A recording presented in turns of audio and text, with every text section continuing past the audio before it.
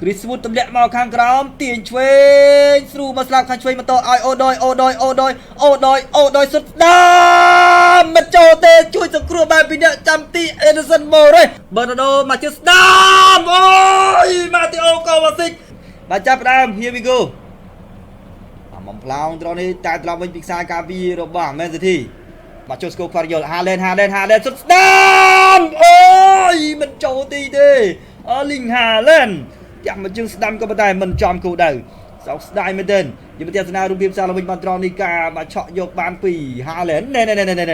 Erling Haaland ទាញមកខ្សែការពារបិទ4នាក់បាទអញ្ចឹងគឺពិបាកនៅក្នុងការបានសុទ្ធសម្រាប់ទីដែរយ៉ាងណាក៏ទាមទារបាល់ជ្រឹងពី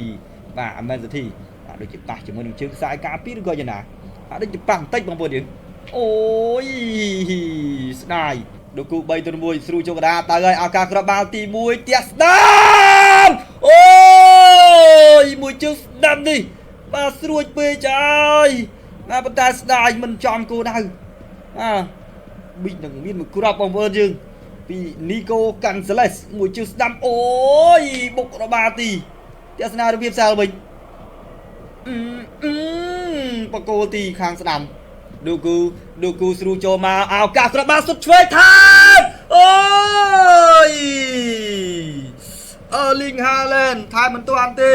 Phil Foden កាត់មកស្អាតពេកហើយក៏ប៉ុន្តែមិនមានអ្នកបន្ថែម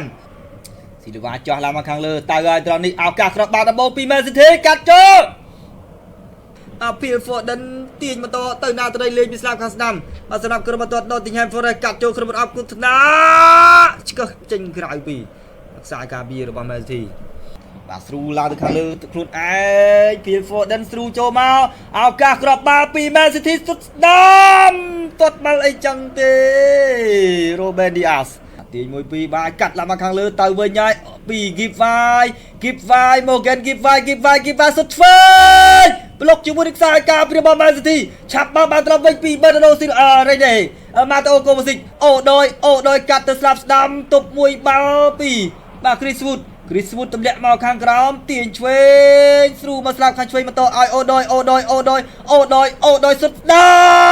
មមិនចូលទេជួយសង្គ្រោះបែបពីអ្នកចាំទី Edison Moraes របស់ Man City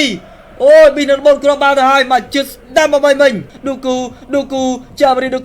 គូសុទ្ធឆ្វេងដូគូមិនទាន់តាឆ្ងាយដូគូកាត់ចូលមិនចូលទៀតហើយក៏ផ្ទះមកស្លាប់ខាងស្ដាំដូគូត្រង់នេះទាញបាល់អូសចូលក្នុងប្រដាប់គ្រោះថ្នាក់ពាំង Kevin De Bruyne សុទ្ធឆ្វេងមិនចូលទីទេ Kevin De Bruyne ហើយបាទបាញ់ចាប់មួយគ្រាប់បាត់ហើយបាទ Kevin De Bruyne ទស្សនារូបភាពសារវិញនេះបងប្អូនយើងអស់មកពី Bernardo Silva Kevin De Bruyne ចាក់មកជើងឆ្វេងបាទប្លុកជាមួយនឹងខ្សែការពារបានជ្រុងបងប្អូនយើងបានជ្រុងនេះបានជ្រុងពី Man City អេឡាំងកា1-3អេឡាំងកាចុចចូលកណ្ដាលទៅមិនផុតទេមកវិញហើយពីគ្រូក្រិត Kevin De Bruyne ចាក់មកស្លាប់ខាងស្ដាំឲ្យ Bernardo Kevin De Bruyne ត្រង់នេះគឺភាគរយទាត់ច្រើនបាទសុទ្ធហើយបាទត្រង់នេះ Kevin De Bruyne សុទ្ធស្ដាប់ចាប់បាល់បានពីអ្នកចាំទីទៅហើយជួយសង្គ្រោះពីអ្នកចាំទី Madsen របស់ក្រុមម្ចាស់ផ្ទះ Nottingham Forest មកជើងស្ដាមត្រង់នេះពី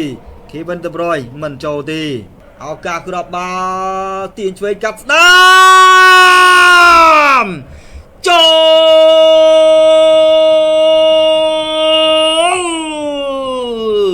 ល1-0ពី Nottingham Forest ដាក់បានមួយគ្រាប់ហើយអូដយដាក់បានមួយគ្រាប់ហើយអូដយបាទទីបំផុតមានគ្រាប់បាល់ហើយនាទីទី82ពី Nottingham Forest ដាក់បានមួយគ្រាប់បើកការមុខទៅលើបាទក្រុមភ្ញៀវ Manchester City មួយគ្រាប់ហើយបាទទីបំផុតមានមួយគ្រាប់ហើយបាទប្រិយមិត្តយើងបាទ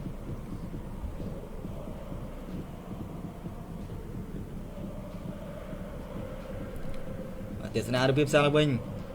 បាទឱកាសពី Nottingham Forest ខ្សែការពាររបស់ Man City ជាមួយនឹងអ្នកចាំទីមិនអាចបាទបិទមិនអាចបាទ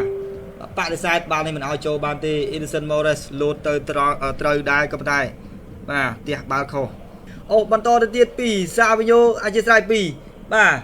ចូលស្គូគាត់យកទាញម៉ូតូត្រង់នេះអូម៉ាមូស្មាកាត់ចូលមកខាងក្នុងទៅមិនផុតពីខ្សែការពាររបស់ Nottingham ឱកាសគ្រាប់បាល់ទី2ពីគ្រាប់បាល់ Nottingham Forest រុញមកស្លាប់ខាងស្ដាំអូដោយលើកចូលទប់មួយ Chris Wood ផ្ទះមកជិះស្ដាំចាប់បាល់ពីអ្នកចាំទីហើយបាទ Chris Wood អត់អាចមកសុទ្ធគ្រាប់បាល់ទី2បានទេបាទឥឡូវបន្តមកទៀតហើយចើបរីដូគូបាទកាត់មកខាងក្រោមផ្ដាច់ឡើងមកខាងលើ Bernardo មកជិះស្ដាំអូ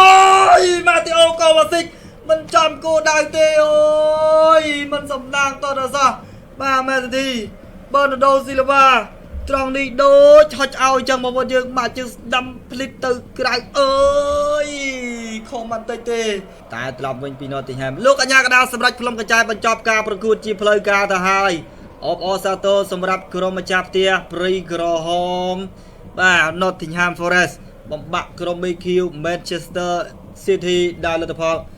1-0មិនឲ្យតដៃរួចដូច្នេះគឺបាទសំពៅវង្វេងនៅក្នុងព្រៃហើយ